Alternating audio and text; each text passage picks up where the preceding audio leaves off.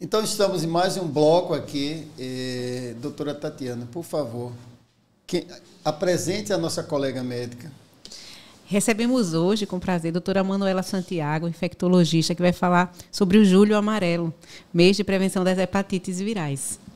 Seja bem-vinda. Obrigada. Boa noite. Boa noite, mas antes de falar sobre a hepatite, a Gemila, ela tem que falar.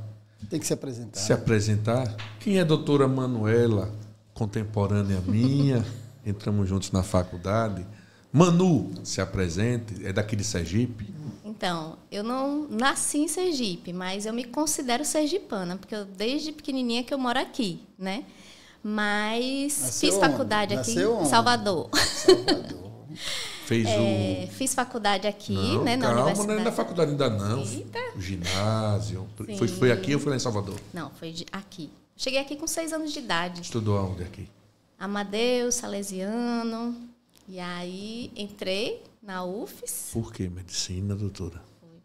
Então, eu sempre tive a vontade, não sei porquê, mas desde criança que eu dizia que eu ia ser médica, que eu ia ser pediatra. Depois eu resolvi fazer medicina, né? E daí desisti da pediatria e achei que depois que eu terminei a faculdade foi que eu comecei a pensar no que eu ia fazer depois de me formar em medicina. E foi quando eu comecei a me interessar pela forma de entender os antibióticos, as doenças infecto-contagiosas. E aí fiz a prova de residência em Salvador, voltei para Salvador, passei mais 3 anos lá, no Hospital Couto Maia, né, com o Instituto Couto Maia. E depois de 3 anos, não consegui ficar longe de Sergipe e resolvi voltar. Então, assim, aqui é a minha cidade, Aracaju, né? Meus pais, quer dizer, minha mãe é sergipana, meu pai era baiano.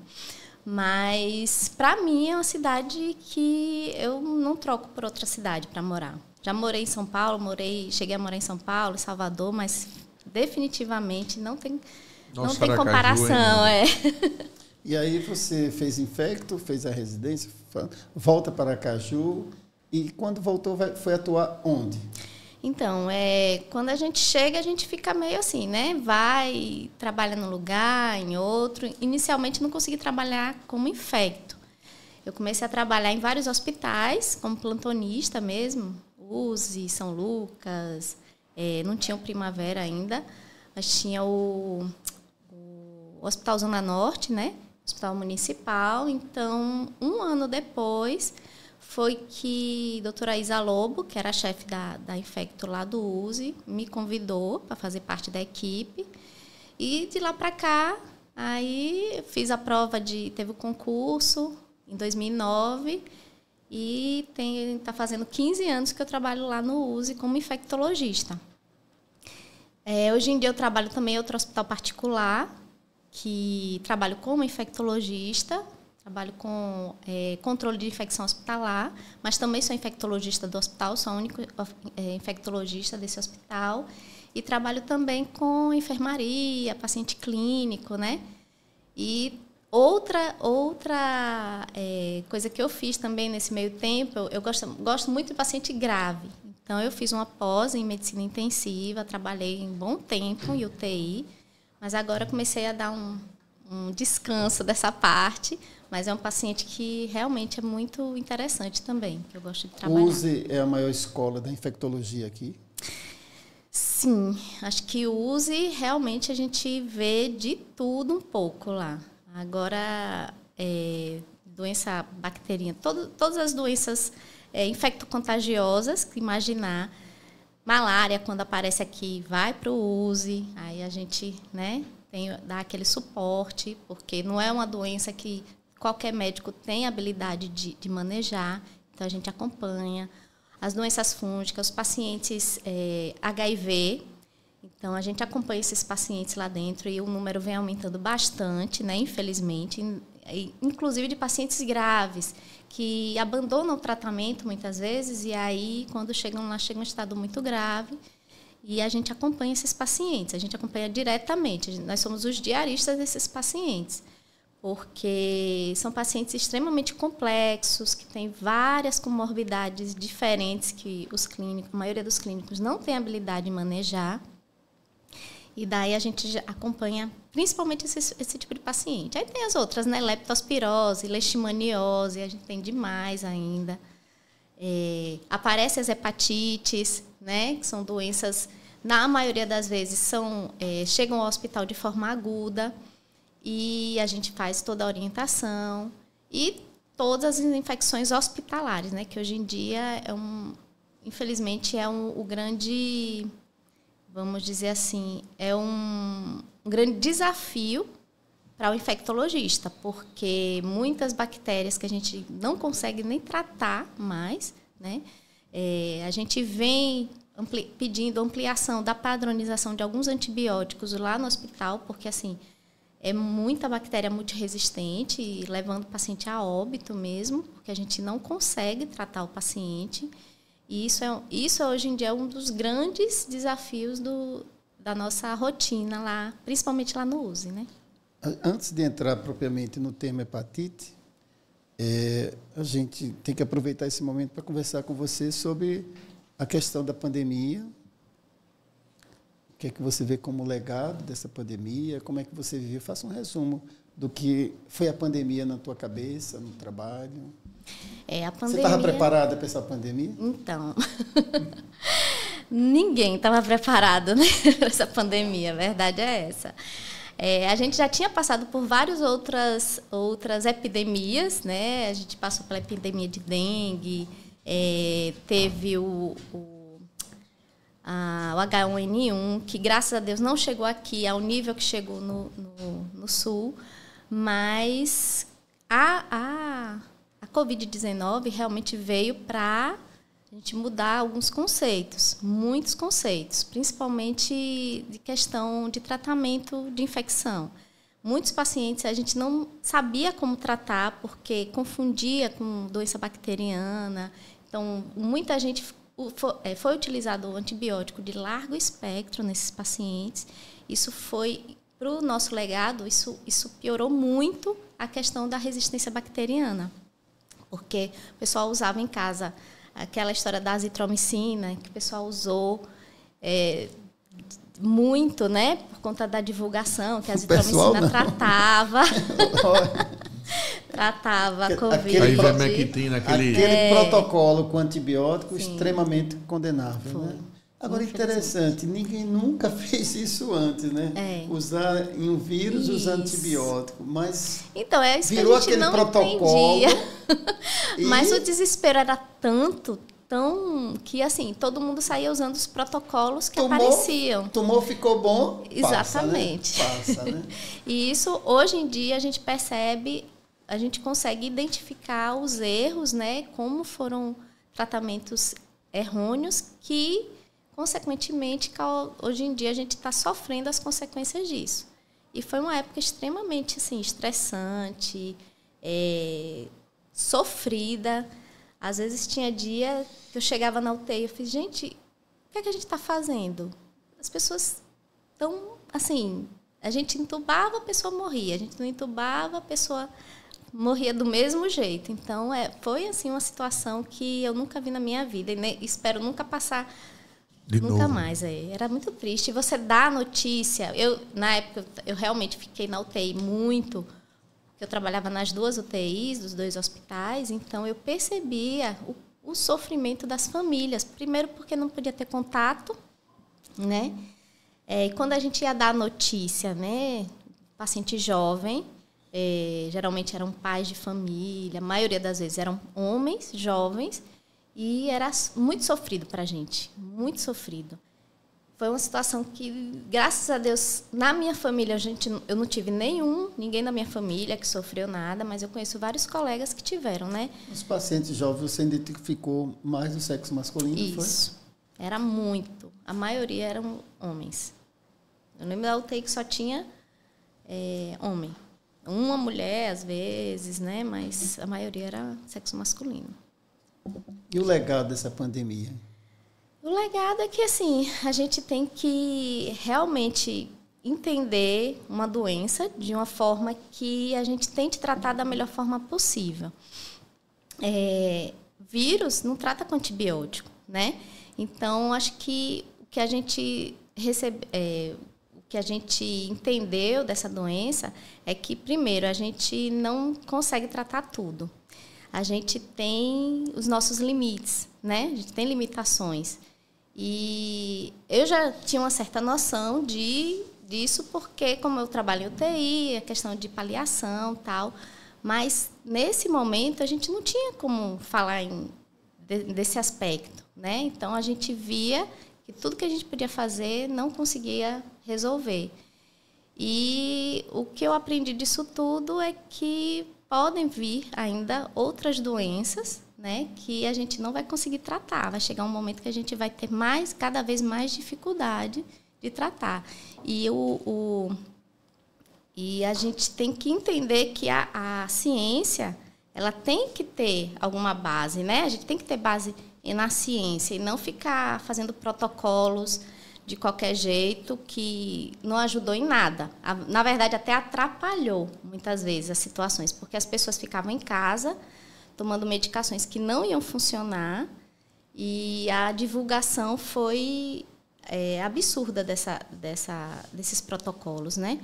E aí é isso. Eu acho que a gente tem que sempre pensar na ciência, no que tem os estudos sérios, sempre se basear nesses estudos sérios e não em suposições do que pode tratar, do que não pode tratar.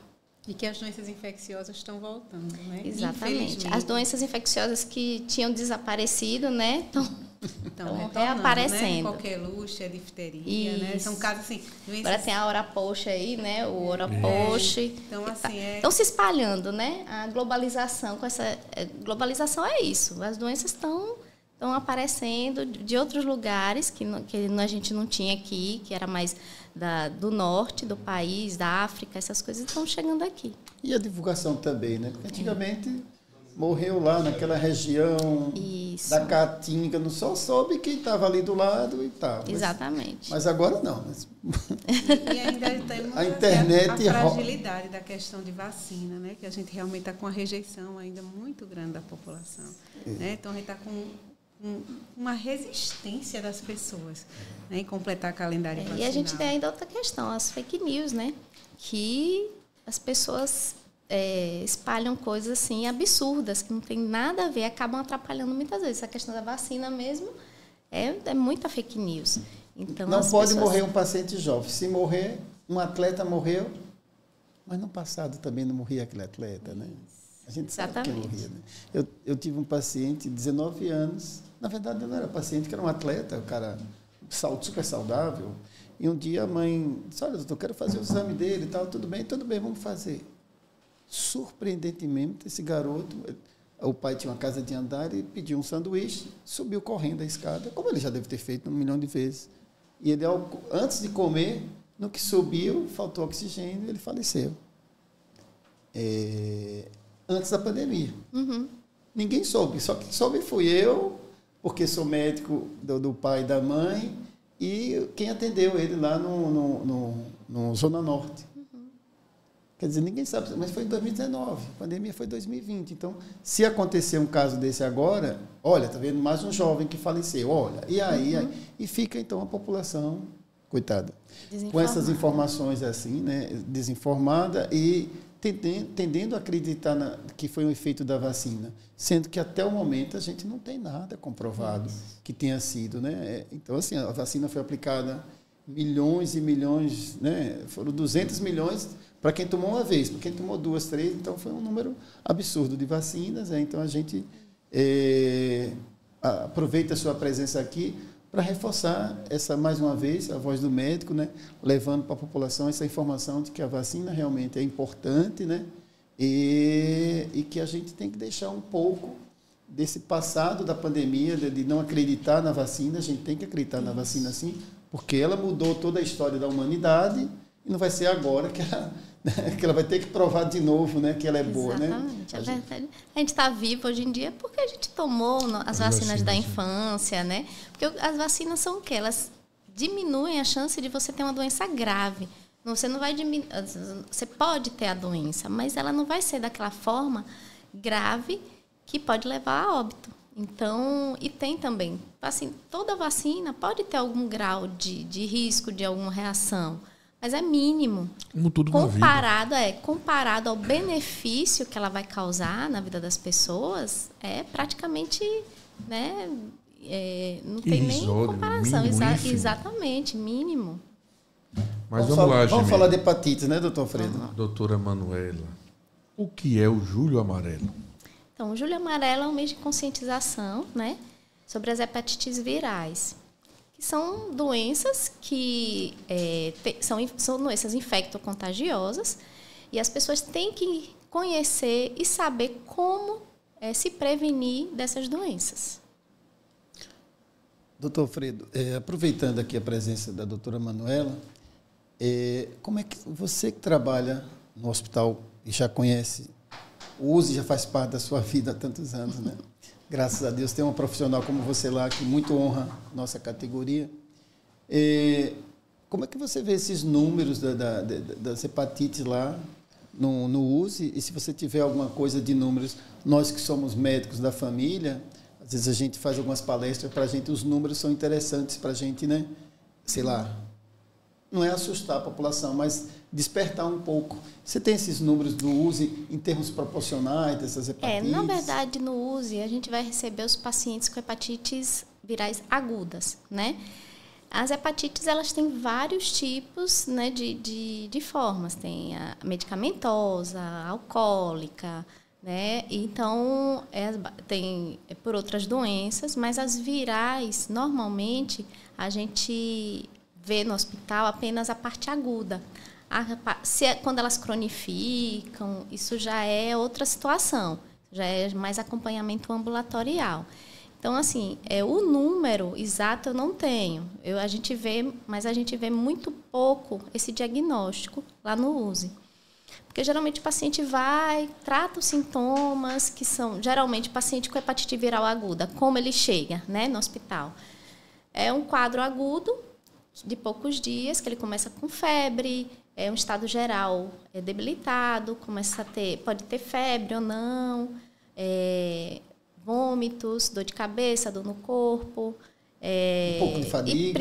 Aí, quando ele começa a ficar exatamente, fadiga, quando ele começa a ficar com as mucosas amareladas, o olho meio amarelo, é que a gente, inicialmente, os primeiros dias nem dá para dizer que é hepatite, mas quando começa a ficar com o olhar amarelo, aí a gente começa a investigar se pode ser hepatite viral ou não. Então, a gente tem que ver a epidemiologia do paciente, né? Se teve alguma forma que ele possa ter se contaminado. E fazer o diagnóstico diferencial, fazer um ultrassom para ver se não é uma colecistite, por exemplo, né? Uma inflamação na vesícula, que pode também. Outras doenças podem confundir. Leptospirose, que é a doença da urina do rato. Ele também pode ficar com o olho amarelo, ter esses mesmos sintomas, mas a história já é um pouco mais diferente, né? Tem que ter contato com água de chuva, tem aquela dor muscular absurda, né? Que, geralmente em panturrilha, que o paciente não consegue nem andar. Então, a gente faz o diagnóstico diferencial e, pelos exames de sangue, a gente consegue identificar se é uma hepatite viral, porque geralmente as transaminases, aquelas enzimas do fígado, elas ficam extremamente alteradas, de 2.000 para cima. Nessas outras doenças que podem cursar com uma inflamação também, hepatite, geralmente não dá esse valor tão alto. Geralmente fica lá entre 100 e 200. Então, se for hepatite viral, com certeza essas transaminases vão dar bem alteradas. Então, assim, quanto a número, eu não tenho um número exato, porque lá existe o núcleo de vigilância, né, que faz esse controle, elas notificam e aí mandam para a secretaria, e a secretaria que tem todos esses dados. Quais são as principais hepatites virais? As principais são, que a gente tem aqui, é A, B e C. Tem a D também e a E, mas as mais comuns são A, B e C.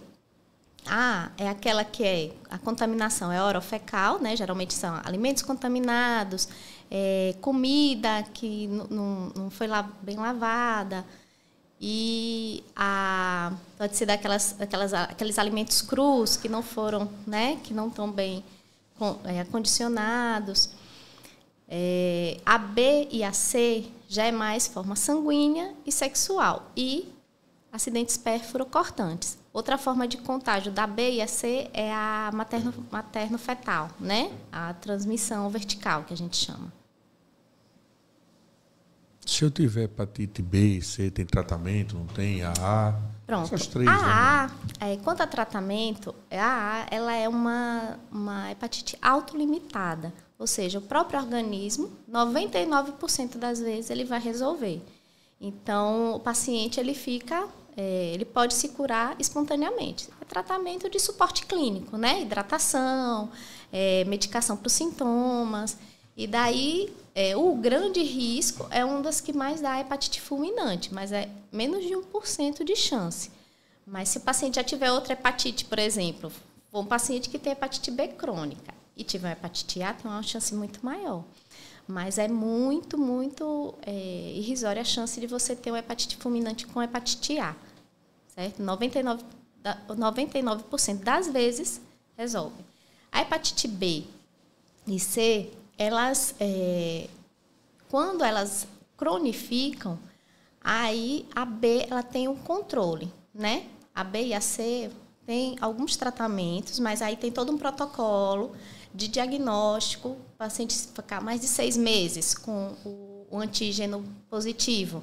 Aí ele já é considerado crônico. Aí faz biópsia, aí faz todo um protocolo para poder iniciar o tratamento. Mas não cura.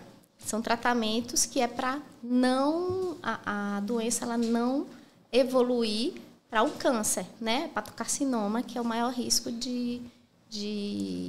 dessas doenças, da hepatite B e C. E como é que está aqui o tratamento no nosso estado de hepatite B, hepatite C? Ele é tratado, se eu não me engano, no HU.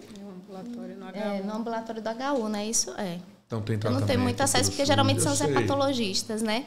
Aí geralmente são encaminhados, eles fazem todo o screening do paciente e inicia o tratamento.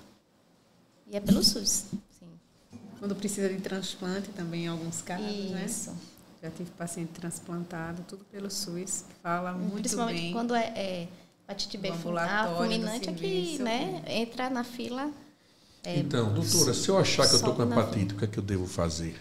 Então, primeiro, se você tiver sintomas agudos, primeiro controlar esses sintomas agudos, né? Porque paciente vomitando, com mal-estar, febre, pode evoluir até para um choque séptico, uma doença, uma sepse grave. Aí demanda atendimento de urgência, exatamente. Né? Se você suspeitar que você tem, primeiro, você vai fazer as sorologias, né? Você vai procurar um infectologista ou um clínico e vai solicitar que ele peça todas as suas sorologias para A, B e C.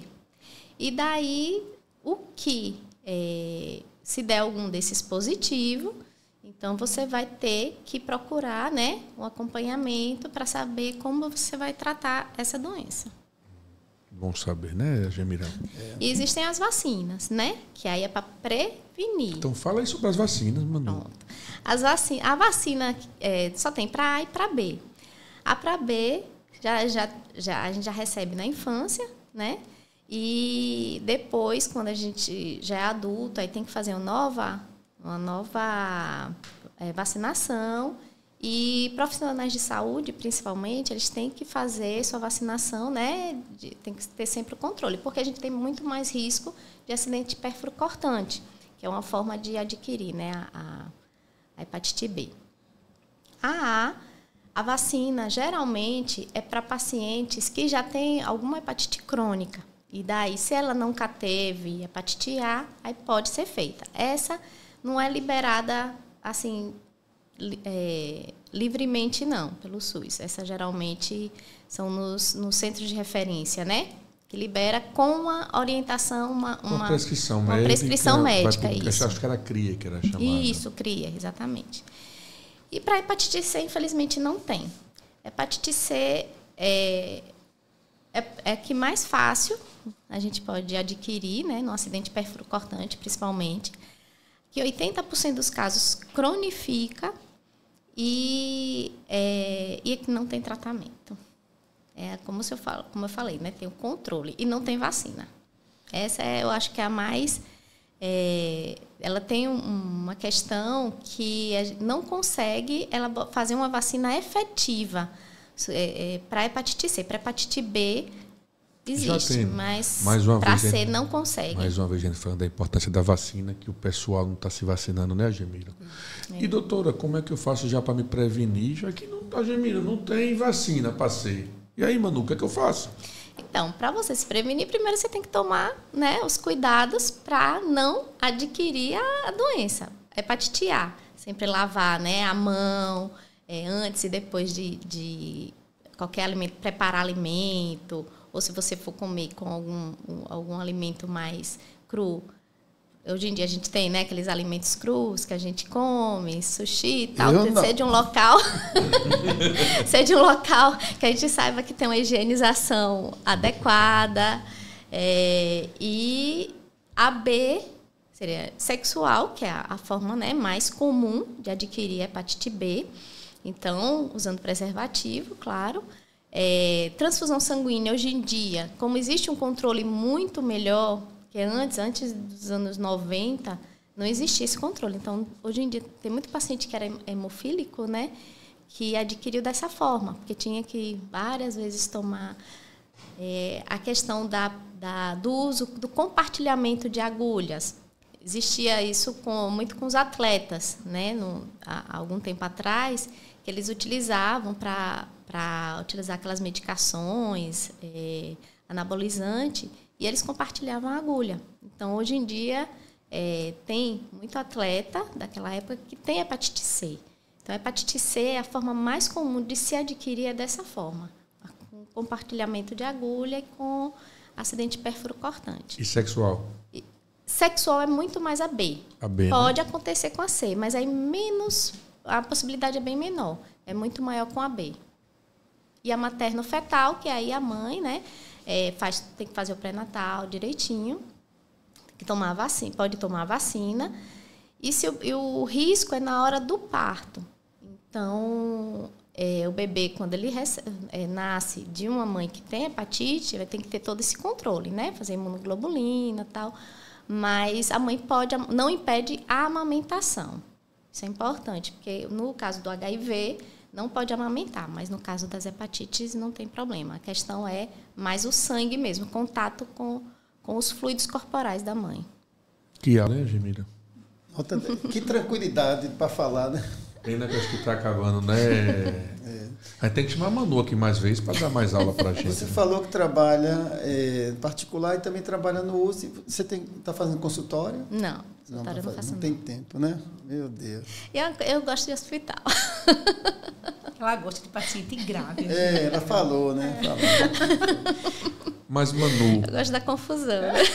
Da emoção, né, Manu?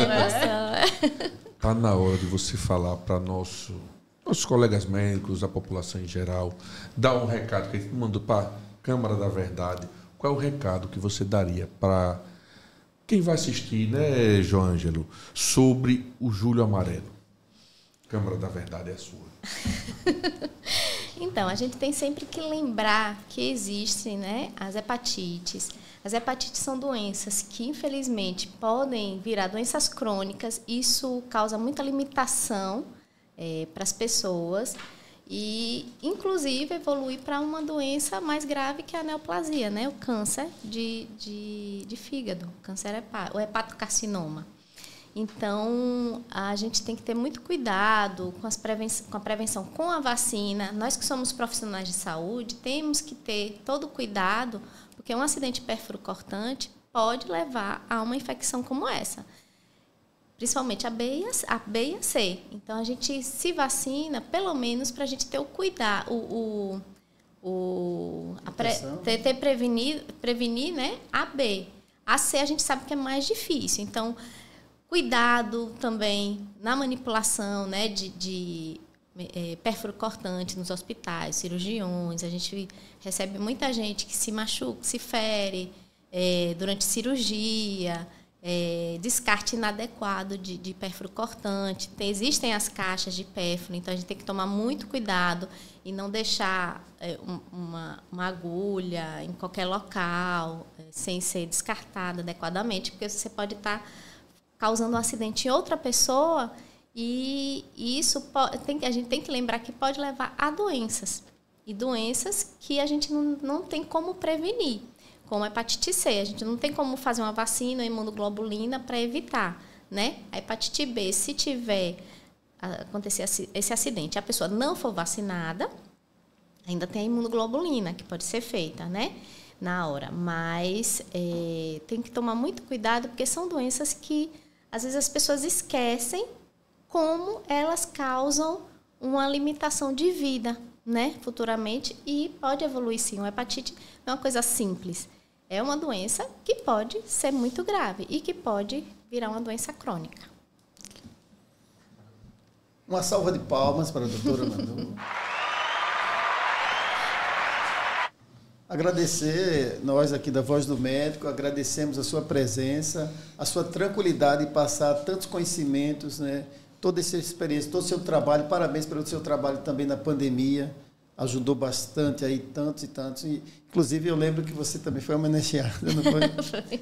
Pelo nosso sindicato, né? Muito bem homenageado, merecidamente, você representando uma gama maior de colegas. Então, agradecemos por essa aula, porque nós vamos estar reproduzindo um pouco do que você ensinou aqui para a gente nas unidades básicas de saúde, e outros colegas também podem reproduzir, outros enfermeiros. Então, vamos assistir esse 48º episódio com a presença da doutora Manuela. E lembrando a todos, deem o joinha, compartilhe.